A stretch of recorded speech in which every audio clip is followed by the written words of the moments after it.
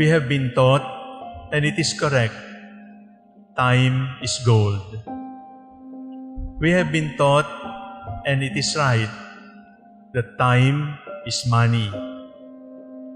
That is why lazy people are reprimanded for wasting their time. Nagsasayang ka lang ng panahon. Nag-aaksaya ka ng oras.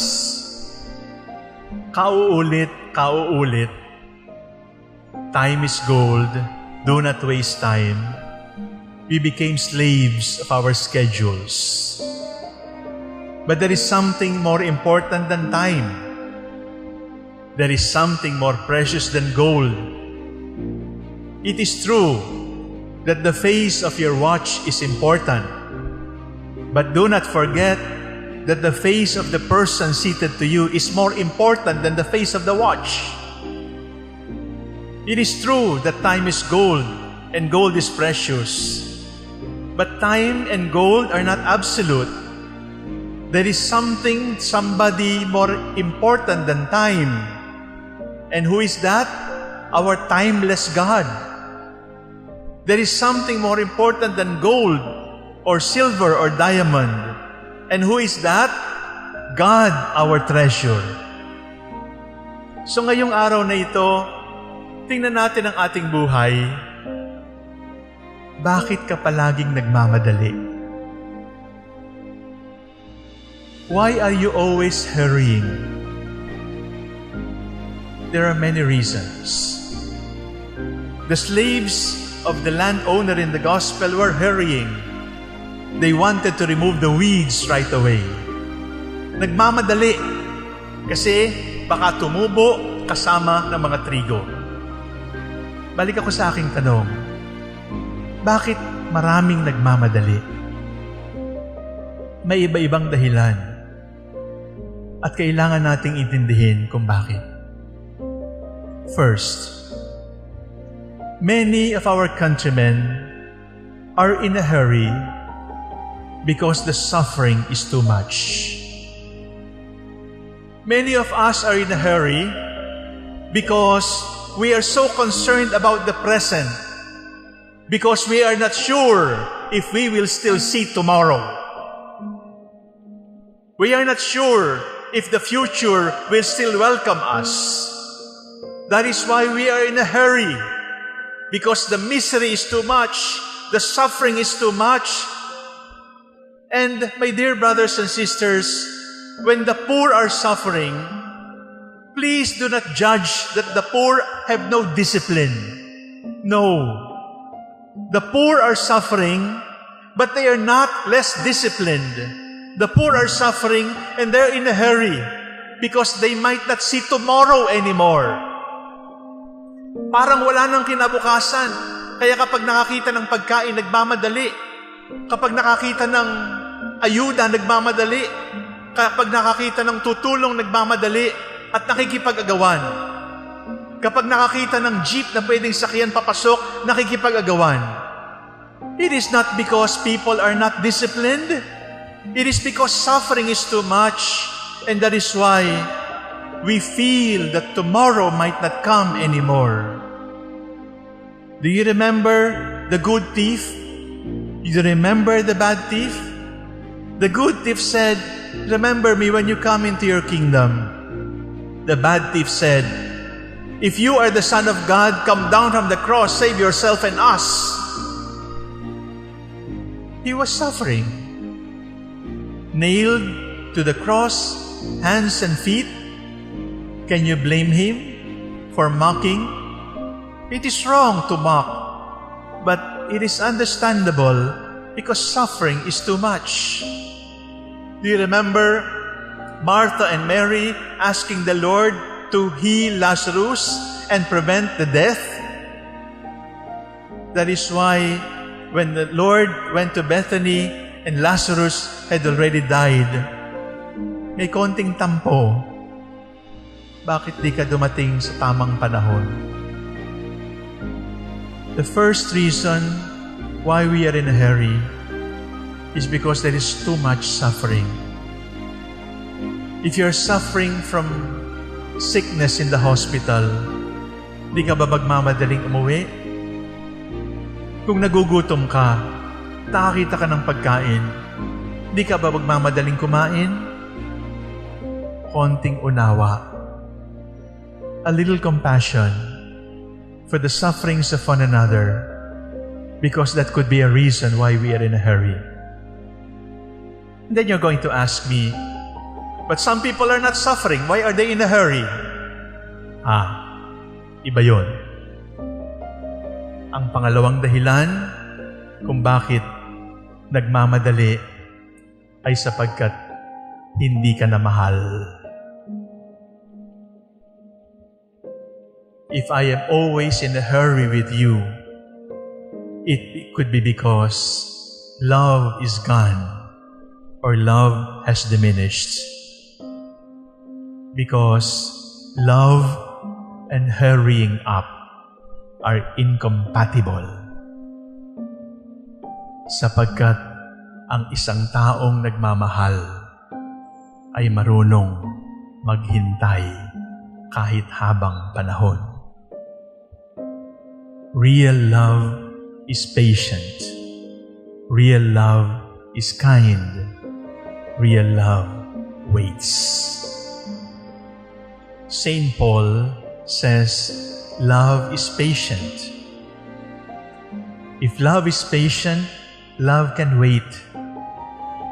If love is absent, we become impatient. That is simple. If we are always in a hurry, if we are always rushing, could it be because love is gone or love is diminished, and that is why we no longer enjoy the presence of the loved one? People who love will enjoy timelessness. People who are in love will not look at the face of the watch, because the face of the beloved is sweeter than the face of our wristwatch. It is more pleasing to look at the face of your loved one than to look at the face of the clock. If the face of the clock has become more attractive than the face of your wife or your husband or your parents or your children, it could be because the clock is now more lovable than your husband, than your wife, than your children, than your parents. The second reason why people are in a hurry is because we are lacking in love. And the third reason why people are in a hurry is we do not believe in God anymore. Do you remember hearing, kapag may kasalanan, ko akong Diyos, sasabihin ko sa mga kidlat, tamaan niyo lahat yan, patayin niyo lahat yan. Do you remember those words? Those are godless words. Because if you believe in God, you will understand that God has always been patient with us.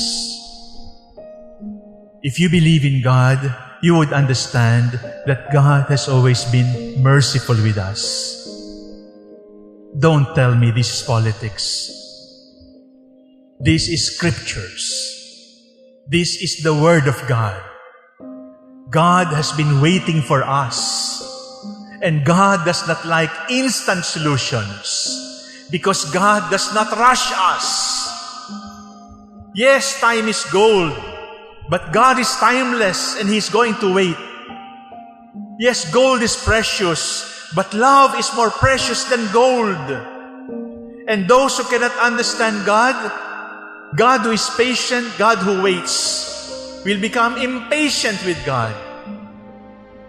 And some philosophers, some experts say, atheism is not the denial of God. It is not about the denial of the existence of God. Atheism is simply impatience with God. We are impatient with God because we want God to intervene and solve our frustrations and heal all sick people. We want God to solve all our problems, to solve all our hunger. We want God to rush. And when God does not answer us according to our time, we say, hindi totoong Diyos yan. Meron akong sariling Diyos. My dear brothers and sisters, if we can create a God who will answer everything that you ask for, that is not God. You have become God because you are commanding God and telling God what to do. When God does not always answer us, and when God allows us to live in our helplessness, in our weakness, in our frustrations, in our disappointments, when God allows crucifixions to continue, why? It is not because God is purifying us. No! Huwag na huwag niyong sasabihin, nililinis ka lang ng Diyos. Hindi po. Ang ginagawa lamang ng Diyos ay tinuturo sa iyo ang tamang panahon. Because growth can only come from God, and growth cannot be rushed. Growth has its own rhythm. And the rhythm of growth is the rhythm of God. And when we start to walk the rhythm of God, when we start to walk the rhythm of love, then we will not hurry anymore. We will not be lazy. We will not be complacent. But we will walk in God's time, and growth will continue. Because people who have forgotten how to wait will also get stunted. Magiging unano, di na tayo lalaki. Are you still in a hurry because you're suffering too much? Put love into your suffering, and then we can take up the rhythm of the Lord. Are you still in a hurry and impatient with God? Ask God for the grace of patience even with Him. Patience with Him. Sometimes I think we are Catholics by certificate, but we have become atheists with our hopelessness. We deny God because God does not answer us according to our time. Let God be God. Let the rhythm of God be our rhythm.